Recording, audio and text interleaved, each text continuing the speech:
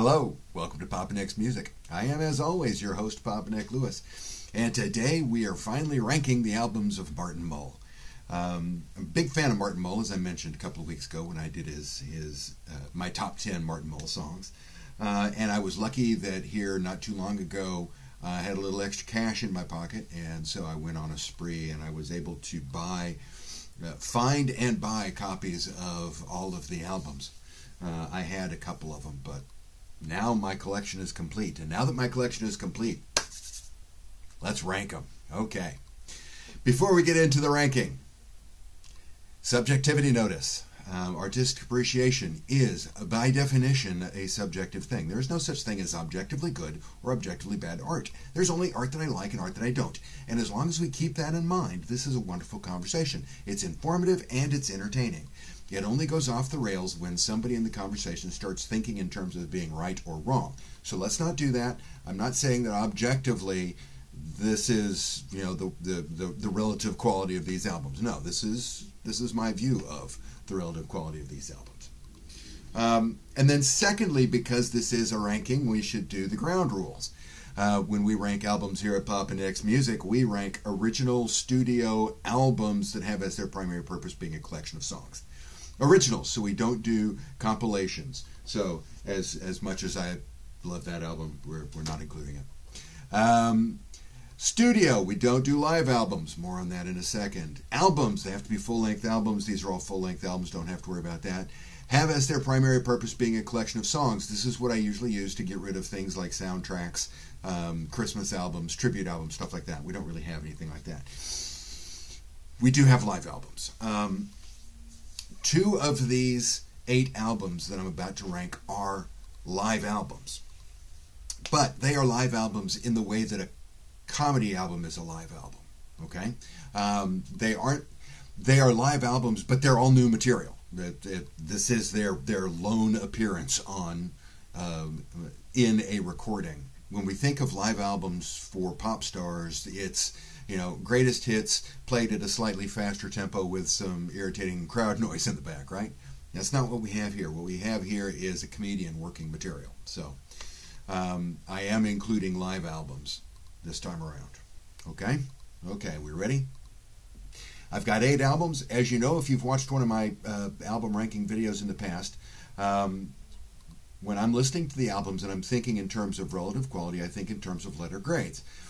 C is average, typical. It's what you'd expect from a competent professional. B is good, very good. It's strongly recommended. Hey, I like this. This is, A is mind-blowingly good. I very strongly recommend, fantastic. D is I recommend you stay away from it, and F is mind-blowingly bad, right? And I bring all of this up because we do have a C. The first album, the bottom-ranked album, coming in at number 8 from 1974 is In the Soup with Martin Mull, Les Daniels, and Ed Wise. I wanted to make sure I got their names in the right order. This is just a weird-ass album. The note I've got from my spreadsheet where I was keeping track of my reactions as I had them in real time. Ooh. This sounds almost like a cast recording of a show that flopped.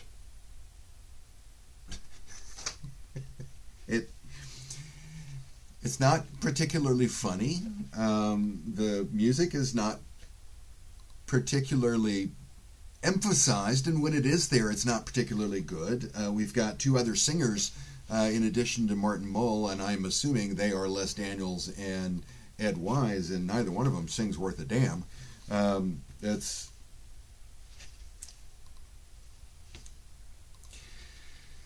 I've got a copy of it, and I don't begrudge the fact that I spent hard-earned money to buy this because I want to make sure that I've got the complete collection. I doubt that I will listen to it again. It's a C. The kind of thing that if it were the first album I'd listened to, I probably would not have become a fan. Okay. Now, we have 1 C. I've also got 1 B. The rest are going to be A's. I've got 1 album that's kind of,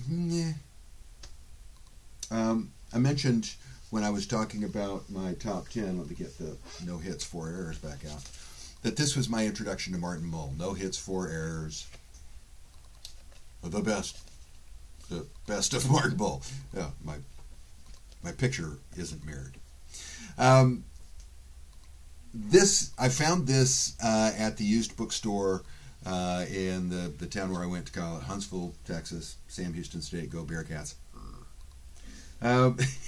It's a joke that I think 2 people will get. So I found this and I picked it up and took it home and just loved it. I mean, oh man, this was fantastic. And it was shortly after that I found a copy of Near Perfect, Perfect. And so I bought this, same used bookstore. Took it home and listened to it and thought, I mean, it's not bad. Got a couple of nice songs on it, but not that great. And that almost nipped my affection for Martin Mull in the bud there. And then later, several, like decades later, when this thing was released and I got a copy of it, and it's like, wait, no, I like this stuff. That's when I started tracking the rest of the albums down. But Near Perfect, Perfect, I would give B+ is the grade I've given it here. There are some good songs on here. This is the song. This is the album that has "This Takes the Cake," which made my top 10. I found it is pretty good. "Don't Put Off Till Tomorrow" is pretty good. It's short and it's one of those like hors d'oeuvre. It's just got a single joke to it, but it's a pretty good joke. This is one of the 2 live albums. See from the hype sticker. That's not really a hype sticker. It's part of the cover, but still. And that means we get a lot of Martin Mull talking with the audience, which is always entertaining. So I'm not saying this is ooh, stay away from this one. Yeah. Ooh, stay away from this one. But this is actually a decent album. It's just, you're not going to come out of this thinking, ooh, Martin Mull is a good musician. You're going to come out of this thinking Martin Mull is a good comic. The thing that this is, I like damning with faint praise. The thing that I like most about this is that, so pull out back far enough to where you can see it. This is the album cover, right? And we've got all of these notes for how the image should be fixed. On the back, we've got the same thing. We need to use a different picture of Marty, the one with him sitting down. We need the people in here. We need to clean up the stuff on the tables. And then you open it up, and inside is the perfect version, where we've done, taken all the notes. We've used the better picture of Marty sitting. We've got the people. We've got the stuff cleaned up on the tables, right? That appeals to me, the humor of that. But what I really like about it is that it's still, I mean, the name of the album is Near Perfect, Perfect. But what I love about it is that, okay, I'm going to see if I can zoom in to get this. We've got right here this, it looks like a string or a hair or something. It's outlined in blue, and off to the side we've got this question mark, right? Like we're supposed to do something with that. But as you can see on the real album cover, they didn't do anything with it, right?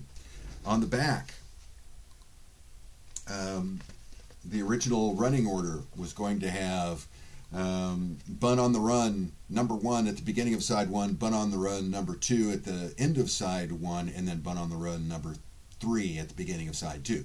Bun on the Run are the parody commercials of the sponsor. Bun on the Run is and we're going to omit Bun on the Run 2, which means that Bun on the Run 3 should be Bun on the Run 2 because it's the second.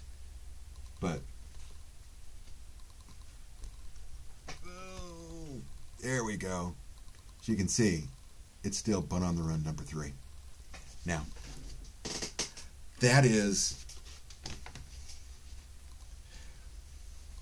That is niche humor.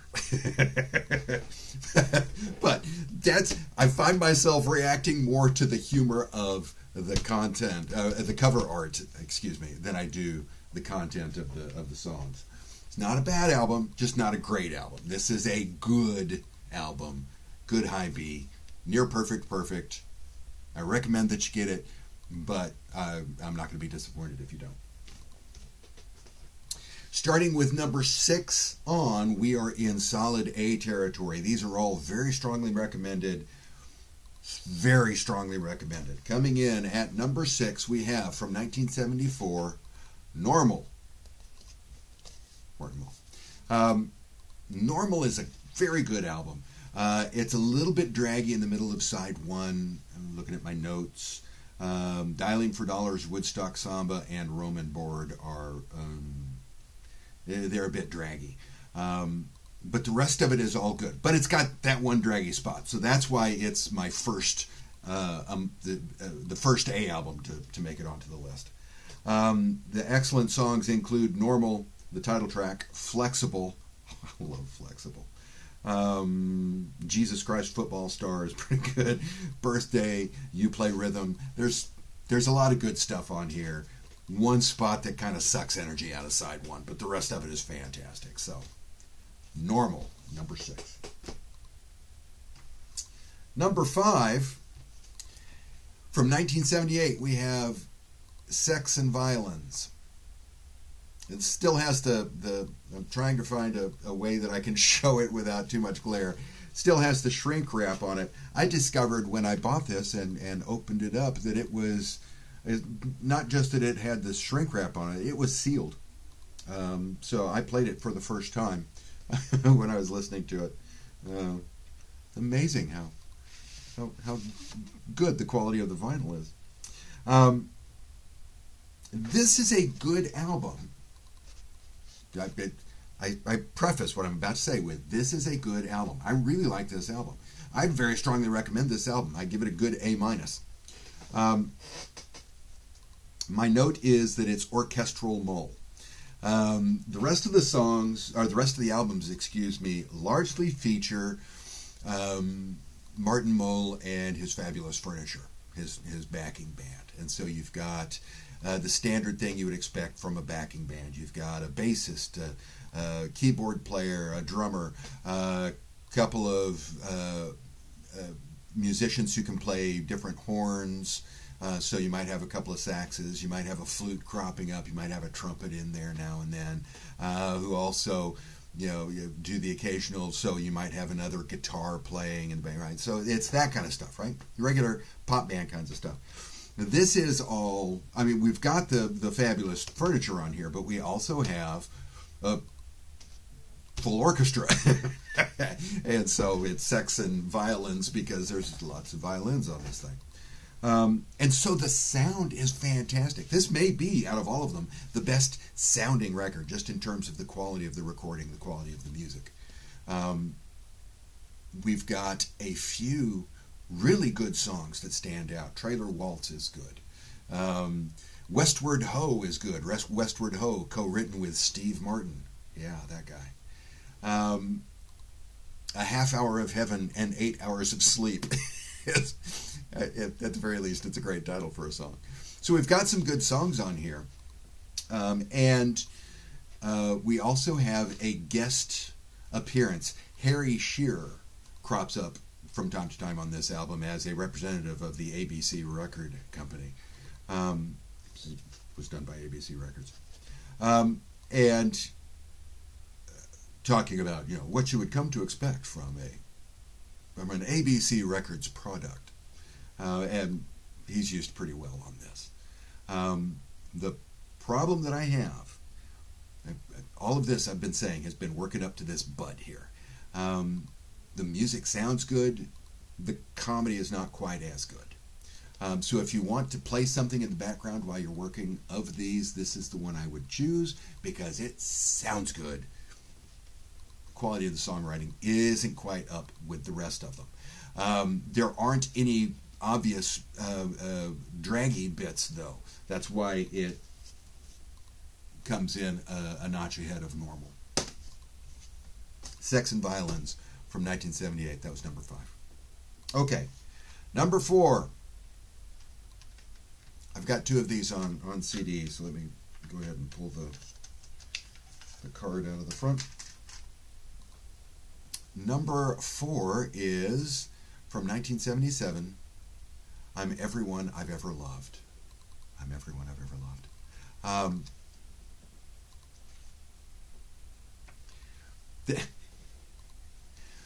This, I have been having a hard time figuring out how to express what I'm about to say when it comes to I'm Everyone I've Ever Loved. There's some good songs on here. They Never Met was on the Humming song. Those were on my top 10. Men is a good song. I'm Everyone I've Ever Loved. The title track is good.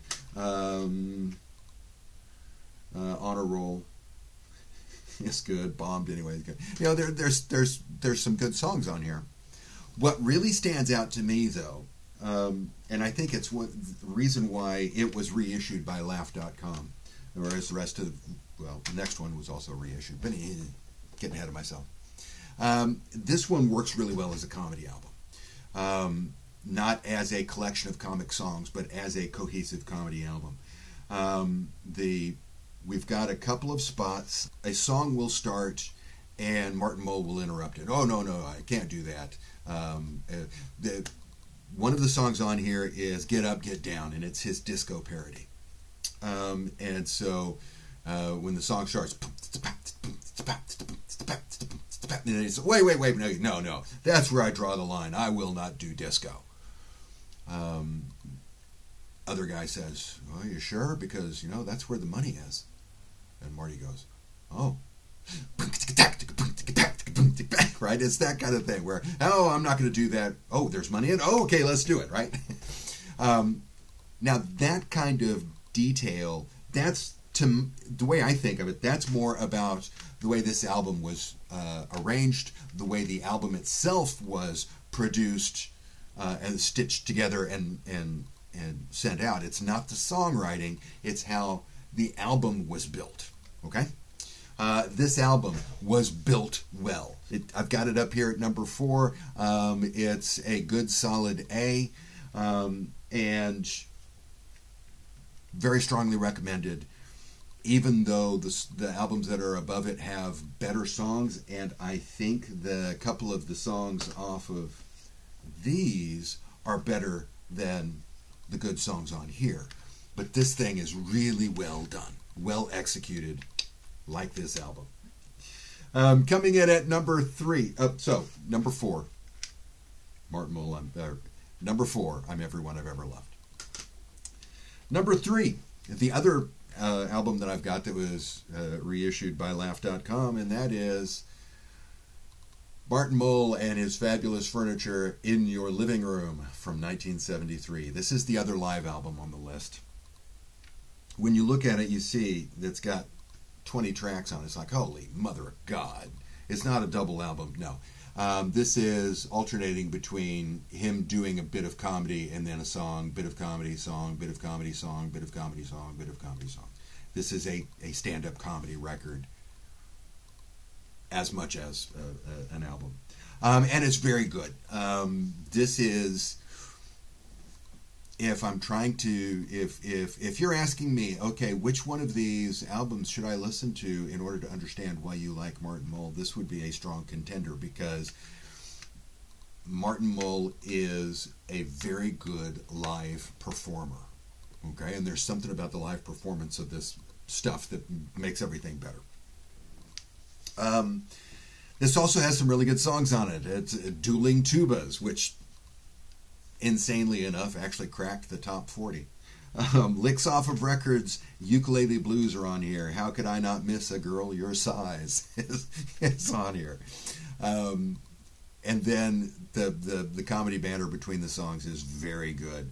Particularly the bit where it's titled A Simple Carpenter, and it's heading into it's the banter that heads into Licks Off of Records, and it's him talking about how he has taken inspiration from a simple carpenter, Richard Carpenter. It's very funny. But number 3, Martin Mull and His Fabulous Furniture in Your Living Room from 1973. Okay, we're down to 2. My top 2. If you know the discography, I'll be impressed. Number 2 is, I almost dropped it, from 1972, his debut, Martin Mull. I apologize for whoever the previous owner was who wrote it on there. The thing's been written on, but the quality of the album itself is very good. I like the vinyl. It's good. It's a good, clean copy.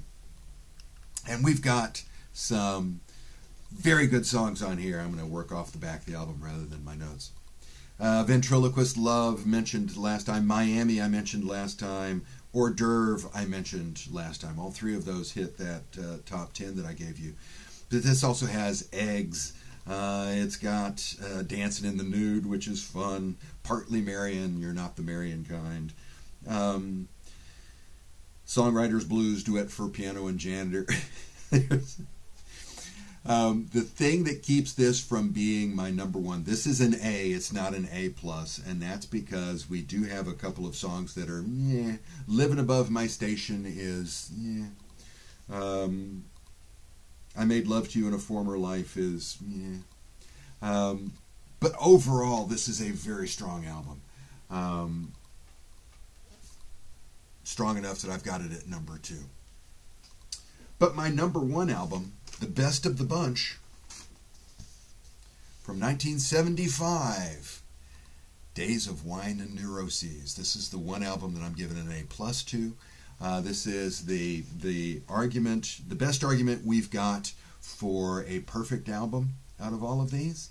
My notes: no dogs on this album. The closest we have is Noses Run in My Family, which is one of the, it's like Hors d'oeuvre from Martin Mull, is a one-joke song, right? It's the whole song, lyrically the song exists to deliver the setup for a single punchline, Noses Run in My Family, that kind of a song. It's not a bad song. I mean, it's decent. It's got a little check mark next to it on my spreadsheet. I enjoyed listening to it. Will want to listen to it again. It's a one-joke song. And that's the closest we've got. The standouts on here are Jesus Is Easy, obviously, which made my top 10. Just Tonight, which is a just tonight, let me spend the night. Just tonight. I promise it'll just be tonight because it's late and I missed my bus. Just tonight. I'll sleep over on the floor behind the door. I'll go next door to borrow a pillow. It's a good song. Thousands of Girls, my own review. We've got a song on here called Do the Dog, which is a parody of average white band songs like Cut the Cake and Pick Up the Pieces.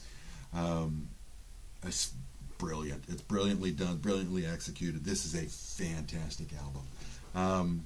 Days of Wine and Neuroses from 1975 gets an A+. It is the best argument we've got for perfect album out of the bunch. And that's how I see the albums of Martin Mull. What do you think? Do you agree? Do you disagree? Are you a fan as well? You know these albums? Do you think I got them in the right order or the wrong order? Drop that note down below. Let me know. I always love hearing from you. I hope you enjoyed today's video. If you did, I would appreciate it if you'd click the like button. Go ahead and click the subscribe button while you're down there. And while you're subscribing, click the bell for notifications. I would appreciate that. It's free. We might as well. Thanks again for watching today. And I hope that the rest of your day is gratifying. See you soon. I can't quite tell if that's Graham Eastman. I think it may be Graham Eastman. Well, Graham, whoever you are, somebody should teach you not to write your fucking name on your albums. Anyway.